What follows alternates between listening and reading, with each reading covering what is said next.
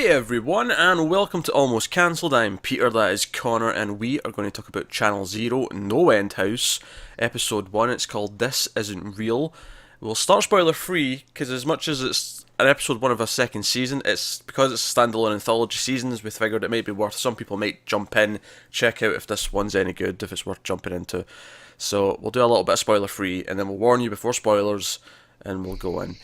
So, Channel Zero is a show that came out of relatively nowhere last year, and we quite liked. Obviously, as we say, it's an anthology, 6 episode seasons. It's already been renewed for both season 3 and 4, so SyFy are quite happy with this. They're liking what it's doing for them. And so last year we had this story about this evil kids TV show that only children could see, and it was making kids do stuff, like evil stuff, not just silly things, but like, proper murdering and whatnot.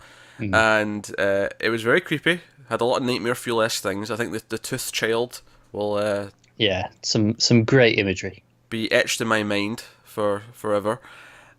So second season is No End House, and I had no idea what this was. I mean, I knew there was a house because of the title, but beyond You knew that, more than me, because when I came into this, I'd not seen a teaser. Didn't know the title. I knew nothing. I'd seen a poster and there was a house on it, but given that it's called No End House, I was fairly certain anyway that there was going to be a house of some Well, kind. see, I didn't even know that. No, we've talked about it in the news. Okay. So you did notice I at didn't some know point. Maybe I knew it when they announced it a long time ago, but I'd forgotten it long ago. So we went into this, and it's funny because as much as I knew there was a house, I didn't know to what extent. Because at some point in this episode, when someone explains the No End House, they're like, "Oh, there's 6 rooms in it, and like each room's like different than the last, and not everyone makes it to the 6th room." I was like, "Is this going to be like one episode, like one room per episode? Is I that was how this?" thinking that as well. Yeah, I'm like, man, these rooms are going to be in depth. That is not the case, however, because the other option, of course, was that they go to the house, they go through either some or all of it, and then we have after effects. Those things that are affected by the house, and that's more the case. So I'm not really sure where it's going for the rest of it now, which is exciting.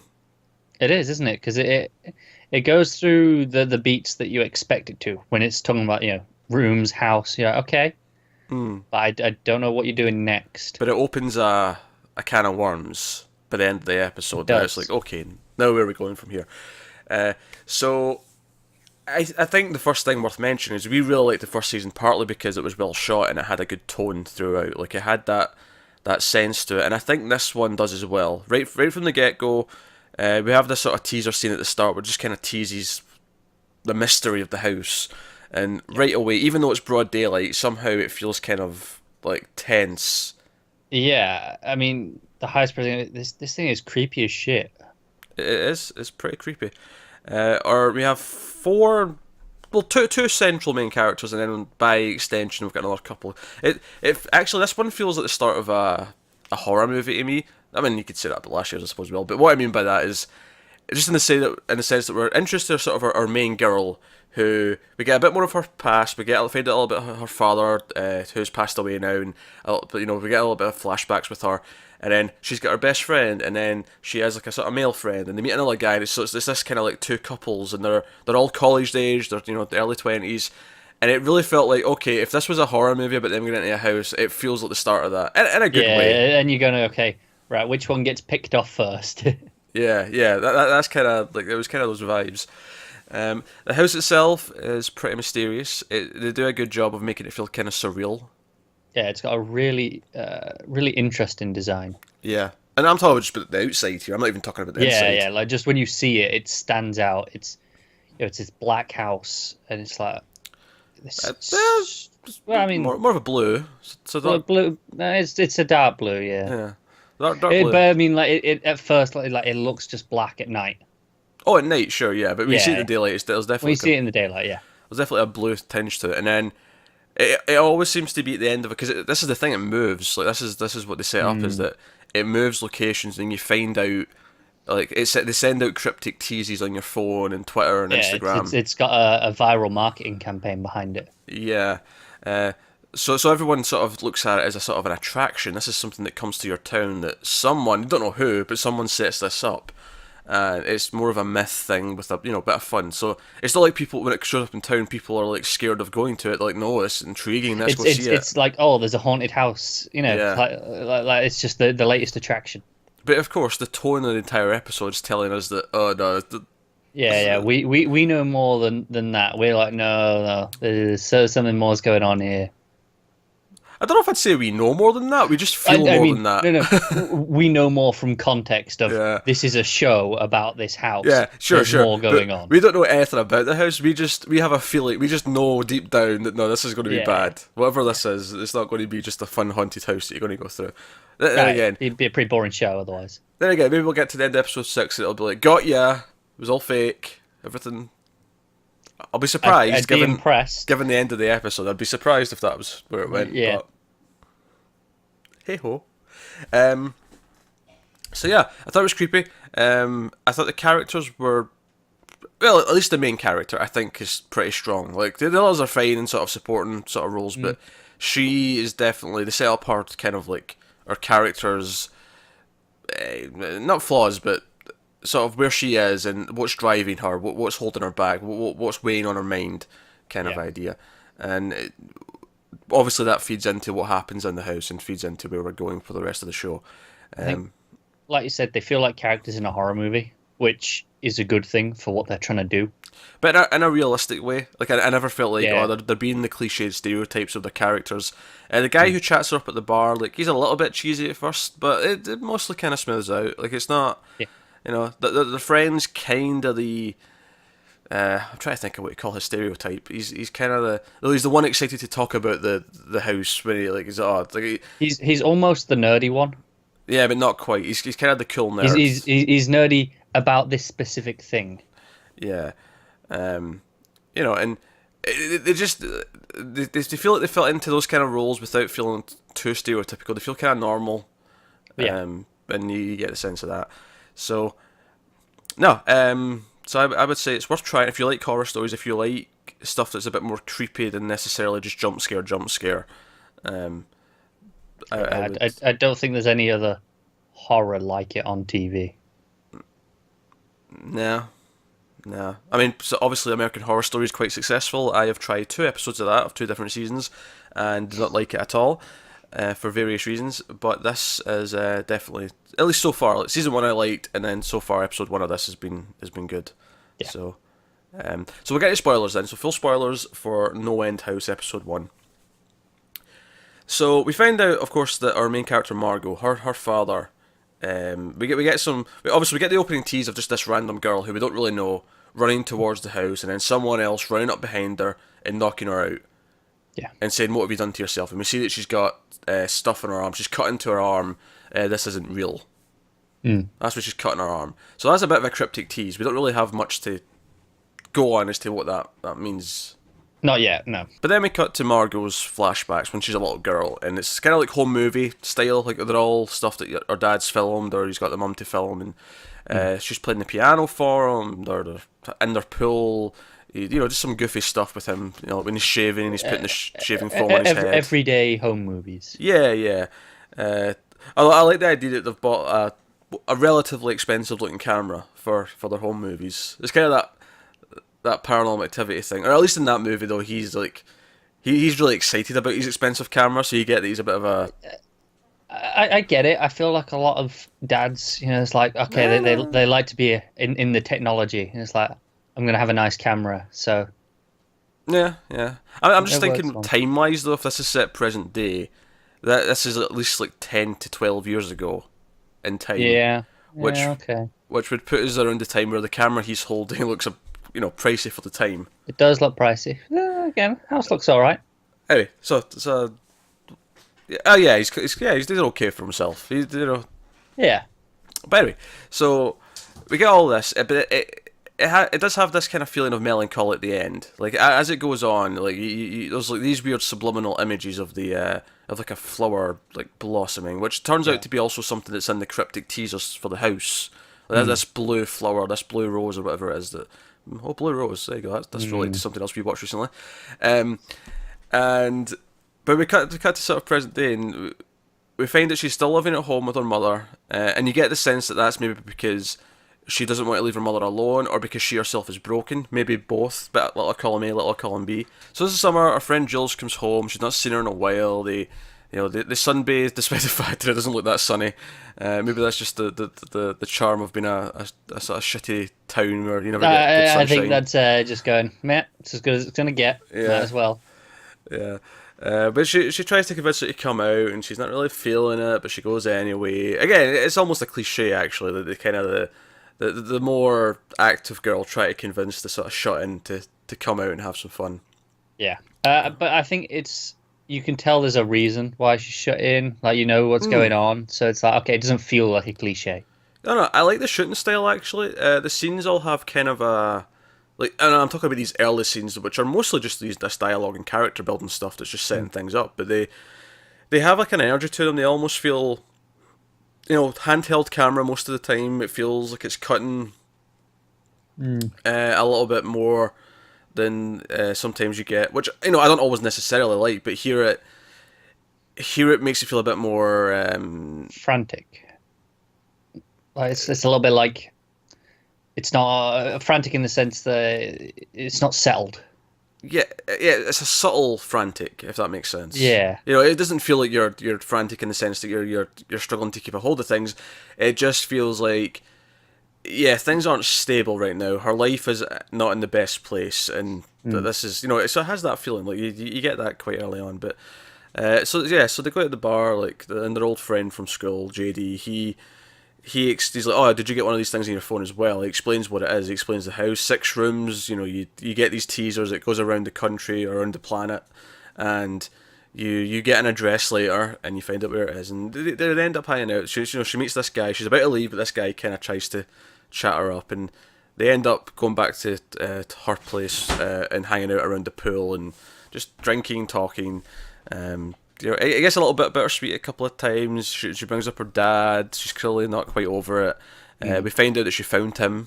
She's the one who found him, in the living room. He had an allergic reaction to his medication. Yeah. And we get this sort of really kind of tense shot of her walking up behind the couch as he's watching TV, and you can see the back of his head, and it's like we never get round the front in this moment, but you sort of get this dread of her walking up, and it's this really strong image, isn't it? Because you don't need to see it, because you see the back of it and you know what's going on and you know what this moment is, and you just feel even though it's already in the past, you don't want her to go round and see it. Yeah, you get that quite it's quite apparent as you're watching it. You feel the dread. So they get this little teaser. But this time there's an address, there's a street name that pops up in it, and so they all go, they go down, and it was funny because as they were on their way, I was thinking to myself, should these, because part of me thought these would be the only people who show up, and I'm like, does that make sense if they're the only people who show up? Because if it's been going out to everyone, it's kind of this myth, a lot of people know about it, should there not be a crowd? But sure enough, when they get there actually is a bunch of people who have shown up, and there's different cars, there's a guy on a bike, there's some people who are coming from the house, which shows us that it's not just you go in and you never come out. Some people, sure, they don't look very happy, the girl who passes them by on the way out is throwing up from the experience. She is deeply unsettled. Yeah. So we have a nice mix of characters. We kind of, they interact with a couple of. I actually thought at the time I was like, oh, these are the red shirts that they're meeting right now. The ones we don't know as well who can go quicker. But in particular, there's one guy who seems really determined. He's got his backpack on. He's been looking for it. That's what he says. I've been looking for the house. Yeah. So I'm suspecting he's been in it before. Me too. I got that feeling where he's too knowledgeable, especially compared to JD, who seems fairly knowledgeable on it in general. He knows what this is. He's aware of all the teasers and he knows what's going on, but this guy seems to know a lot more. Yeah, I think he does a really nice job of, as they go up to the house and go in, we see that people kind of wait to get in, and then the door unlocks for the next batch and they go in. But I feel like it feels natural enough the way they walk up to the house and kind of go up slowly. It doesn't feel like they're milking it more than it should be, but at the same time, it does feel like there's a sort of a build. It's ominous because, like you say, it's this random weird-looking house that's just appeared in the middle of the street. because it's in the middle of the street. It's clearly not supposed to be there. Yeah, and it's funny because from their perspective, they assume, oh, they've been working on this for a while. They've set up the house, but at the same time, like people living in this street must have just looked out their window and went, "Wait a minute, Yeah. that wasn't there yesterday. What Yeah. happened?" So they go in, and the first room, there's like busts of all their heads. You know, just plain white busts that are just molds of their faces. And they recognise themselves, which, to be fair, I give them credit, because I'm not sure I would recognise a bust of myself if I didn't have hair. I was looking at these busts and going, I can't tell which of these is who. Yeah, not at first. They're too plain, because there's no eyebrows, there's nothing like that, there's no hair. There's, eyes, nose, lips, and that's about it. Yeah, the only one that I could kind of tell was Jules, because she had bigger lips than everyone else, so yeah, I can kind of tell. That's the same one I got. I could kind of see her, and I could tell which ones were male and female, but beyond that, it was. Yeah, the fact that they got so quickly that this was them. Yeah, maybe they were like, "Oh, this is us." Minor nitpick, maybe. Yeah, but again, maybe once one person realizes it, it's like, well, the rest of them probably are too, and they find theirs. Fair. So. I'm trying to think back if it was the guy that they met who was like, oh, these are us, because if it was him, that oh yeah, true. A lends credence to him having been there before. I wasn't looking for it specifically at that point. I want to say it was JD, but I could be wrong. I could be wrong. That's fair. But the light goes out at one point, and then when the light comes back up, not all of them, but some of them, the heads have been cracked open, and these little like hands that are coming out of it. It looks fantastic, this effect. Yeah, it's just really disturbing looking. And there's that, and this is the room. This like, okay, door opens. You can go. There's two doors. You can go next, or you can go out. You can bail out now, or you can go to the next room. Some of those heads look great. There's one that's split in two with two hands, and a third hand is in the neck. I was just like, oh man, that looks so creepy. Yeah, basically what this show is we're going to try and make nightmare fuel, and we're just going to go for it. And yeah, I mean, the fact that we still remember the Tooth Child from last year so vividly is a testament to their strong design work. Yeah. Tooth Child, and even to an extent the characters from the show, the pirate and all those characters. Like I remember them all quite vividly. Yeah. So they go in the second room, and this is just a plain room this time, because the first one it's almost like a museum room, or maybe even like a dinner hall, but instead of a dinner table. Looks like a very fancy room, doesn't it? Yeah, but the second room it's very plain and sterile, and not a lot going on in it, and so it reveals this in a really interesting way, because they go in, they don't see anything, then the camera pans round, and reveal a figure standing in the corner of the room with a very strange wooden mask. Yeah. It's basically simple features in the top half. You can see the shape of the eyes and the wooden mask, but in the bottom half it just sort of drips down into a straight sort of surface, just a flat surface. There's no mouth, and it goes down quite a long way. And this figure just kind of starts to walk around the room. But the sense of pacing in the scene is very strong, because it lingers on him for a long time before he starts moving. And then he starts moving. There's a moment where they're like, is this just a figure, like or is it someone? And the camera, it's all one shot. It follows him around the room, and it's constantly sort of spinning around him slowly, and whoever he's like looking at, and he sort of eyes some of them up. And there's this sense of stalking and choosing the prey. Yeah, and he gets to Margot at the end of this, and he leans into her ear and whispers something. We don't get to hear it at this point. And then the light goes out, light comes back up, and the guy from the couple that they met outside, they've not really been big characters, but they've been there. He's missing. There's a giant streak of blood on the floor. The girl who was with him freaks out and runs out the exit door. That's fair. Now the others, our main characters just sort of assume, they're actors, they're here, they're plants, they're here to give it some credibility that something's going wrong. They kind of write it off as a thing. But the most interesting part though is that so Jules comes up to Margot and says, "Oh, what did he say? What did he whisper to you?" And he said, "Welcome back," or it may not have been "welcome back." It was something like that. Though. I think it was. Was it "welcome back"? It was "welcome back." Nice to see you again. Same difference, but it was "welcome back, Marcia." Martian, wasn't it? No, it was Marsha. Marcia? Okay. Yeah. Yeah. I did have a few problems with the sound mix at times. Based in that and in the end scene, yeah, Marsha. Hmm. That makes sense. Like I said, I had a few Yeah. problems with the sound mix in the house. Okay. Do you think that was an intentional kind of? I do think it was intentional. The Because idea that room specifically had a big echo. That was like, you were it in. did, yeah. Yeah. Like I say, I think it is intentional in the idea of it feels different. You're leaning in and paying attention, but I miscaught a couple of words here and there. Yeah, I think it works in this sense because we talked about Seven, the movie Seven, doing this. Yeah. And we thought it was just kind of distracting in that movie. It didn't really make much sense and work. Whereas here, I think it does to a point because it is this kind of otherworldly horror. That's exactly it. I think in that movie, it was it was the whole thing, and it was okay, right. It's a bit much, but here it is relegated to just the house. It feels otherworldly. It's this idea that it's set apart. It's different. Yeah, and obviously Twin Peaks does this as well. Although Twin Peaks goes so far that they put subtitles because they know that this is going to be hard to understand if you didn't. But yeah, so sure enough, she says, "Oh, we can leave now," and so no, that's I want to see. Let's go to room number 3. But number 3 is where it tells them to split up. There's like a revolving door, and it says one at a time, and you get the idea that it's taking them all different places after. Yeah. But obviously we stay with Margot. She's our main character. She's our protagonist. We stick with her, and we go in this hallway, and this is just the simplest creepy scene ever.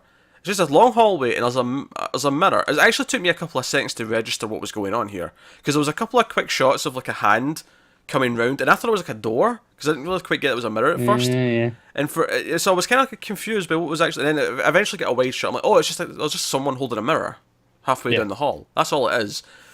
But there's this sort of laughing. There's this creepy laughing going on behind it, and there's just this again very slow, deliberate pacing, walking up very slowly, getting close.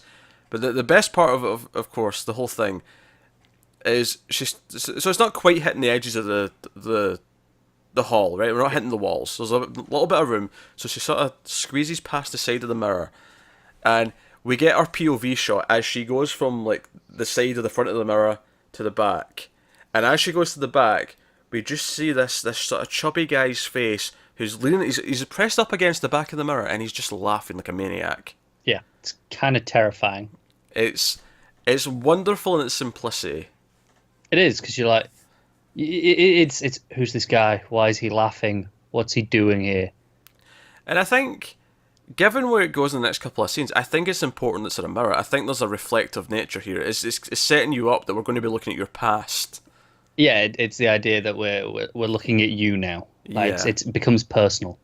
Yeah. So she goes into number 4, and again she has the choice of going elsewhere, but she goes to number 4.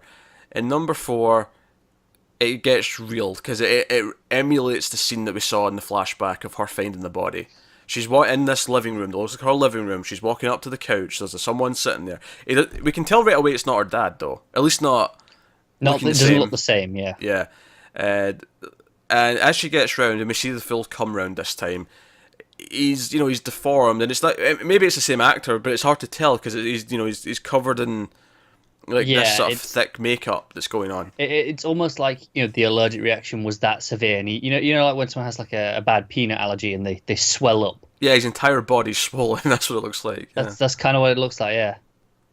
But he can't speak, and he obviously we get it's almost too predictable he did this, but at the same time I was waiting for it so much that the suspense was kind of there. It's like, when's he going to move? Because he's completely still, and she's trying to turn off the TV because the TV's playing some of the home movies that we've seen in the flashbacks, and she's trying to turn off the TV and she can't, and the remote control's in his hand, so she goes up and she reaches for the remote, and so the remote's in this hand, and then the other hand that he's got just sort of goes like this and like grabs her.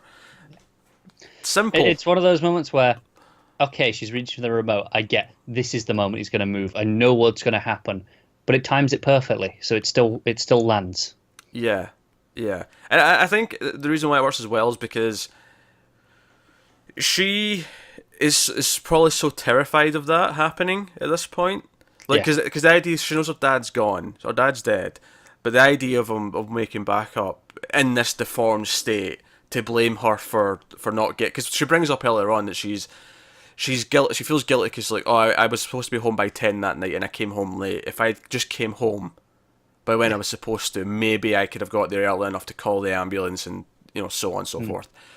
So it's definitely her guilt, and the weight of this experience on her is definitely the biggest factor here, because it seems like, because I was getting some really serious Silent Hill vibes at this point, which is funny because we said that a lot last year about stuff. Yeah. But what I mean in this case specifically though is that Silent Hill in the video games is very much a case of you go to that town when you're broken as a person and there's something that you have to work through. There's a trauma that you have to sort out. And to me at this point, it really felt like this house was about that. It was about her going to try to work through this trauma of losing her father and blaming herself for it. Yeah, it's like maybe the house isn't evil. Maybe it's actually showing people, what they need to see. Yeah. Either it's not evil or it's completely neutral, and something bad may happen from it, but but it doesn't have to. Yeah, like it's kind of up to the person, perhaps. But so obviously she freaks out. She goes into room number 5. Yeah, because obviously at this point as well, she says, "Oh, she wants to go home. She wants to get out." And he kind of said it's this really creepy because obviously his lips can't move very much. Yeah. But the voice comes out and it just says, "No, to get out, you've got to go on." Yeah, and again, it doesn't sound like him. I don't even think we've heard him speak. We did hear him speak a little bit, but not enough that I remembered his voice anyway. But you can't really tell if it's his voice. No, it's this very raspy voice, isn't it? Yeah, and she has that moment before she gets in room 6, because depending on the layout of the rooms, sometimes there's like a little mini room, sort of transitional room, where the door to go on, the exit door's in there instead. And she has the moment where she's almost going to go out, but she doesn't. She goes on. And then room number 6 is basically just more of the home movies. It's like this attic almost, and the end of the attic's this big screen. Yeah. And it's playing all these home movies, and it's basically that simple, but it becomes too much for her. Like this is, like it's replaying all these moments, and you see a little bit more of them. Like the moments we saw earlier on, we see a little bit more of each one. Yeah, it's the idea that these were playing that night. And that night's kind of the worst night of her life. Yeah, and she can't turn them off. She's trying to turn them off, and she can't. Yeah. And the cat's moving my monitor around. Thank you, cat. But yeah, so this is where she bails, which is very important because she doesn't go to 6. She made it to 5. She never made it to room number 6. Yeah. And remember what he said. To get out, you have to keep going. Right. I think that's also very important. But she gets out of the house. And Jules is outside. She's already left. And so maybe she bailed out at number 4, number 3, whatever. Whenever she bailed. Yeah, we have no idea. She's out there waiting. And it also makes you wonder, what did she go through? Like, what trauma did she... Right, we don't know enough about her to even guess. Yeah. But they wait for the guys to go back to the car, and they just don't show up. And it's like, well, where have they went? Like, because remember, JD at one point did say that if you go through all 6, you might never return. Yeah, he kind of says it jokingly, but yeah, there's that hint of, okay, I see where that's going. So they eventually give up though, and like they try to drive back, but the car doesn't start, so they end up having to walk. So they're walking home, and they're talking about the experience, they're talking about stuff, and they get back to her house. They're a little bit worried. But she's like, oh, you can just stay over. And it's kind of this weird thing where, okay, we've kind of brushed off what happened at the house. Yeah. Like, it's just the morning, we're through it. So it's almost like they're treating it like a weird night of like binge drinking where they can't, it's like, oh. Yeah, it kind of is, because they even talk about, doing a walk of shame. And it's like the idea that kind of was that. Yeah. But they don't understand what they're shameful of yet. Exactly. Yeah, it's kind of a weird thing. She's like, you can stay, there's no point in you going to wherever you were staying, presumably her parents or maybe a hotel. But she was in the house, and it's this nice bill, because her friend Jules is just like, oh, I'm going to get my stuff, and there's this slow build of her walking up to the door and going in, and you're like, okay, right, we're getting to the end of the episode here, the reveal of what's going on, or what the setup for the rest of the season is going to be. Certainly, that's it, because it's very clearly doing this build, and you're like, what's inside? What's wrong? And she gets in, and she ends up hearing this sign, Whistling, yeah. And she's like obviously like startled, and she's like turning around slow again, very slowly, very deliberate, building the tension. And goes out of the kitchen, and her dad's just standing there like making food. He's just he's chopping vegetables. He's just I love it. As soon as you hear the whistling and she freezes, she hears she knows the sound. She knows what it sounds like. But then just from her reaction, we know what it is. Yeah, yeah. But she doesn't believe it until she sees it, so we don't see it until she does. Yeah, it's smart. Yeah, it's very simple and effective, but that's what the show does really well. It did it really well last season. It creates this air of what the mood is in the room. And because it's dealing with dark things, the world feels kind of empty and cynical. Like there's no hope. Like you're in a bottomless pit of despair. And of course, he says this is the big thing for me though. The thing that just caps it at the end. Not only because obviously, okay, right. So our dad's around. He's not meant to be. He's dead. That's interesting enough. But what makes it fascinating to me, what makes it okay, this is the spark of creativity where I'm like, okay, now I'm really guessing. Is that she walks in the room and he says, "Oh, hi, Marcia." Cut to credits, and it's like, okay, that's what the hooded or the masked man called her, and that's not her name. Yeah. See, I was wondering though, when the hooded man, well, the masked man called her that, she looked like she recognized it. I was wondering, okay, was that something that her dad called her anyway, and it was, like a nickname? It might be. And she was like, how do you know that? That's why she kind of froze in the moment. It might be. There's nothing to say that it's not that. Yeah. There's nothing to say it's not that. That said, my mind was jumping more in alternate universe theories more than anything else. Certainly when they came out of that house, it feels like they're not in... Either they're not in their world anymore, or they've went into a different world of some kind. Yeah. Are they still in some way in the house? I don't know if they're still in the house. I don't know. In a metaphysical way, maybe, because the whole idea that you have to continue to get out. I think the point here is that because she didn't finish and she left, the guilt of her dad's going to be there forever now because he's there. Because that's why he's here. That's why he's manifested. That's. But one way I was thinking of it was maybe this is room 6, like this world now is her room 6, and she has to get through this. It's not room 6. No. Well, I mean, I suppose you could kind of argue that, but I think the reason why that guy was looking for the house is because he left as well, and he has to come back and finish, because if he doesn't finish, then whatever changed in his world will always still be changed. Okay. As much as that's why they don't come back after room 6, because they're gone back to their world. Yeah, it's almost like when they go back to their world, they're not like. Even though they're kind of back in the starting world, they're not really. Yeah. They've been into a better world where they've fought through with their demons or their issues or whatever. But I think... So, I mean, you could argue... No, because I think there will be a Room 6. I think, I think the plot of this season now is going to be that... At first, it'll seem like a good thing that her dad's back. As much as it's weird and she can't explain it, it'll seem like a good thing, but it'll become apparent that for whatever reason it's not. Maybe he's come back different. Maybe there's a sinister undertone to it. Maybe it affects other things, and therefore it has to go back to the way it was. And I think it's going to be about she has to find the house again. She has to go back in and finish. That makes sense. She has to finish and get to room 6. And then I think... And maybe it'll turn out that this was kind of in a weird way room 6 all along, and this is what she has to finish, and everyone has to go through this. But I think there'll actually be a room 6 in the house, though. When I'm thinking about it, I think when she gets back to the house, that makes sense to me. There'll be a final trial. That's what I think. I'm wondering just how obvious it'll be that something's wrong with it. Like how quickly will it be as simple as the classic Life for a Life, where okay, he's back, but now her mum's gone or something. Oh, it could. Yeah, it could be simple as that. Or is he different? Is he is there a sinister undertone to him specifically? Is he? I don't know if I'm going to straight up say murdering people, but is he wrong? Is that whole thing where you bring them back, they don't come back quite right kind of vibe? I don't know. Now that's assuming that the name thing is just that was his nickname for her. Yeah. And I can't remember. The funny thing is it might actually be in the opening home videos. You might hear it in there. This thing, I don't remember hearing it though. Yeah, I don't remember hearing it either, which is why I was jumping to she's taking the place of like Marsha is like her in a different universe, and she's went to, which again is different from the previous theory that this has just changed because it's now she's stuck with the guilt because she didn't finish.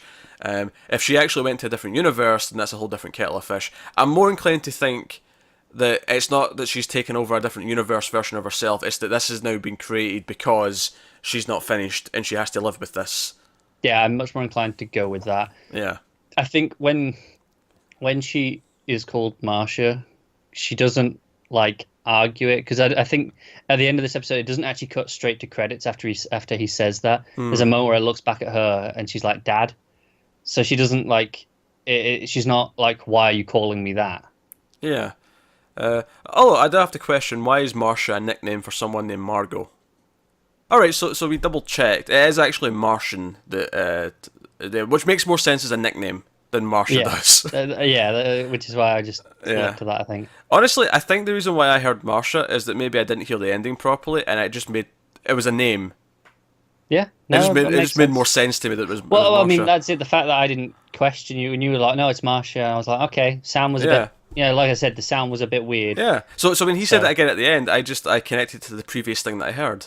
Yeah, that was basically that simple. You just hear the one that you're expecting. Yeah, because I mean, it's a very similar word after all. Because even that time when I was looking for it, I still kind of like.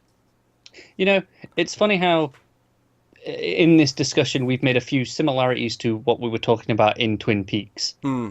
And even that, discussing a name there as to which was the right name, is something that came up in that season. That's true. That's true. So certainly that does lean way more into the main theory that we had anyway, which is that this has just been created because she hasn't finished, and this is going to be like her living through her guilt and her trauma again outside with her dad being around. Yeah. I'm certainly intrigued though. And if the whole thing is about working through their trauma, their guilt, their whatever that they've went through in life, I think that's a pretty good, framework, a good meat to the story of all the creepy imagery that we've got. Because in this episode alone, we had the man behind the mirror, we had the masked man, we had all these different things, and they were all good moments. Yeah, the busts, the design of the house itself is just creepy. Yeah. So no, I mean, not that there was any chance of. I mean, unless it was absolute garbage. But given we liked season 1, there was there was a little chance of us not wanting to do the rest of this. But clearly, we're on board. So yeah, that is No End House episode 1. So let us know what you think of it in the comments below. As Connor sneezes with his mic on mute, you can like, subscribe, all that stuff. Get us on Twitter at mild_fuzz. If you want to support the channel, you can head over to patreon.com/MaileFuzzTV. You can do that over there.